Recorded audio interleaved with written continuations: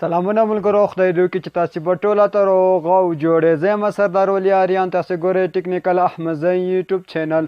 ملګرو ډېر خوشحاله یم زه بیا تاسو ته په نوې او خوندوره معلوماتي ویډیو له ټیکنیکل احمدزی یوټیوب چینل څخه ستاسو په درنه حضور کې حاضر یم.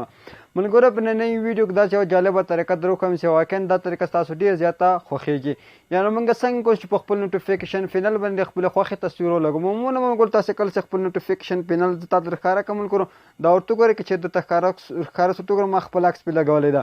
بخښنه سره دا موبایل زما د ورور ده، ما د هغه موبایل کې هم دا کار مثلا توګه داسې درته راکته کړي د خپل نوټیفیکیشن پینل.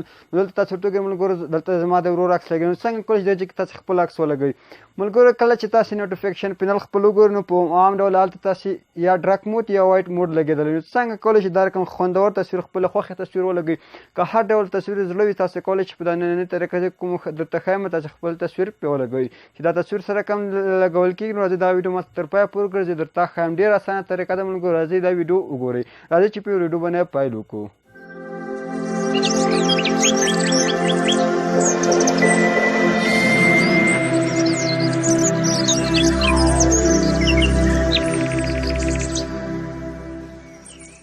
تاسې دا طریقه نوټیفیکیشن پینل باندې خپله خوښې تصویر ولګوئ. نو ته یو اپلیکیشن ته ضرورت ده، هغه اپلیکیشن لینک دې تاسو ډسکرپشن کې اچوم. د ویډیو ډسکرپشن نه کولی شئ هغه اپلیکیشن په ډېر اسانۍ سره ډاونلوډ کړئ او استفاده ورڅخه وکړئ.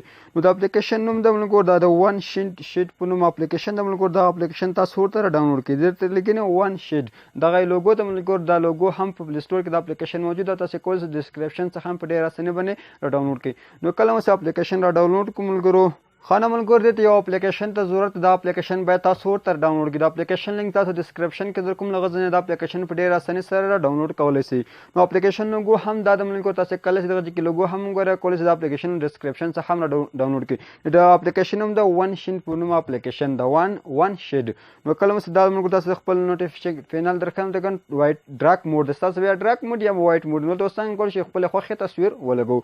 نو د هغې لپاره ملګرو تاسو راشئ د اپلیکیشن اوس کله ډاونلوډ کړو اپلیکیشن به اوپن کړئ. ملګرو تاسو څخه درې پرمیشن غواړي. دا اپلیکیشن ما اوس انسټال کړی، ما پرمیشن ورکړو. ما څخه اوس یو پرمیشن غواړي. که چېرې دا اپلیکیشن تاسو نوی انسټال کړئ درې پرمیشن تاسو څخه غواړي. درې واړه پرمیشن به ورته ورکوئ. پرمیشن یعنې اجازت به ورکوئ. دا ملګرو یو پرمیشن ما ورکړو اپلیکیشن ماته اوپن کړي. خو تاسو بیا هم درته درې پرمیشن تاسو غواړئ، درې واړه پرمیشن ورکړي. بیا تاسو کولی د اپلیکیشن څخه استفاده وکړئ.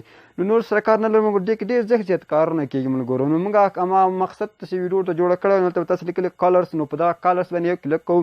نو کله مو کلرس لومړنی اپشن چې سلیکټ کسټم بیکګراوند ایمیج په نوم چې کوم لومړنی اپشن ده همغه باندې کلیک کوو. نو ته لیکل بیا کسټم بیکګراوند ایمیج یو لیکلي ریموف په لیکل سلیکټ. نو تاسو په دغه سلیکټ باندې کلیک واخلئ. نو کله مو سلیکټ ووهو نو تاسو ملګرو ته خپله د موبایل ګالري ورته انتخاب کړئ. نو ګالري به ورته انتخاب کړئ. اوس تاسو خپل موبایل ګالري کې مکمل تصویران لرئ. نو کوم تصویر چې تاسو خوښ وي هغه ورته سلیکټ کړئ. نو دلته زما تصویران نشته، زما د موبایل ورور ده. دلته د خپل ورور یو تصویر ورته انتخابوم. دلته ملګرو دا پرمیشن بل هم درنه غواړي، دا هم ورته الاو کوئ. نو په دغه ځای کې ملګرو تاسو دغه تصویر داسې ورته راکراپ کړئ. صحیح ده. زه غواړم چې دا تصویر هم دومره صحیح ده.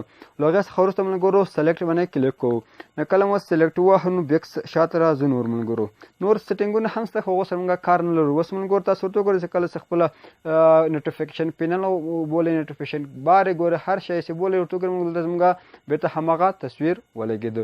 نو داسې کولی شئ چې خپل ډیټا هر شی کنټرول کړئ. ته کولی شئ ملګرو دغه ډیټا د هر شي د څنګ کې ځانګړی نوم هم ورکوي.